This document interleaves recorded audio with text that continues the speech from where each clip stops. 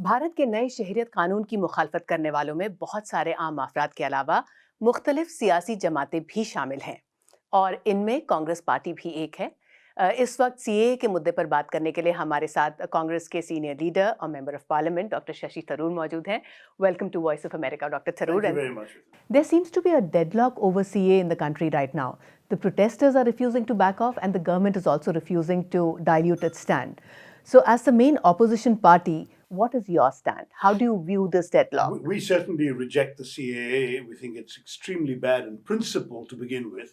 And we are very happy to give moral support to the protesters, though I must say most of the protests are beyond any political organization. They're just ordinary people expressing their anguish and their personal convictions against this law. As far as the Congress party is concerned, I personally oppose the introduction of this bill in the Lok Sabha on the grounds that it violated the basic principles of the Constitution. You have a citizenship-related act that mentions religion.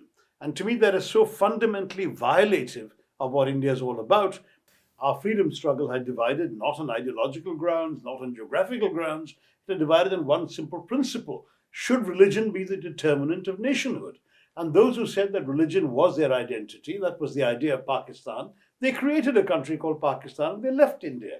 Whereas everyone in India from Mahatma Gandhi onwards argued that their freedom struggle had been for everyone, that they would win freedom on behalf of everyone, and they would create a country for everyone.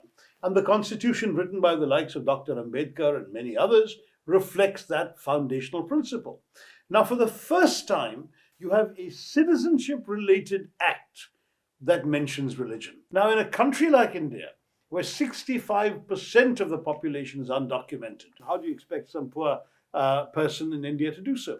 So you can be sure that in any such exercise, large numbers of Indians will not be able to prove they were born here. But this government has a huge majority and 4 more years to go. The fact is the numbers are there for them. For the next 4 more years now, this is a government that can really pass anything they want to.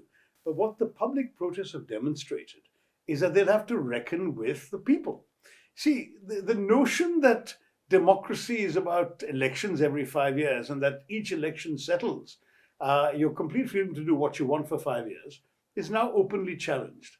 There's a reminder that even between those two sets of elections, you are accountable on a daily basis to the people of India. But do you see a way out of the deadlock? Well, not at the national level, because as I said, the Supreme Court could save the day by declaring it constitutional. But if they find that it honors the letter of the law, even though it violates the spirit of it, then there's nothing much that can be done. The law will remain on the books. But I do think that the protests will give the government pause about proceeding with their reckless ideas of the NPR and the NRC. And that will be a victory. Why do we see no effort by your party to take charge of these protests, to lead from the front? Why is that not happening? I think it's actually a good thing we're not, because the fact is that every political party comes with its own baggage, its own share of enemies. And if we were to sort of take over the leadership, as you suggest, I think the result is that some who don't agree with us or some who prefer other parties may move away and weaken and dilute the protests. You went to Shaheen Bagh, but why do we not see the Congress president there, or why do we not see Rahul Gandhi there? Are you scared of losing your Hindu votes? I think you'll have to ask them to speak for themselves, because everyone has their own schedule and their own priorities. I went out of genuine conviction that they deserved our support. So is there a lack of conviction on their part? 80-year-old women. No, what I meant is I went on the basis of a personal decision.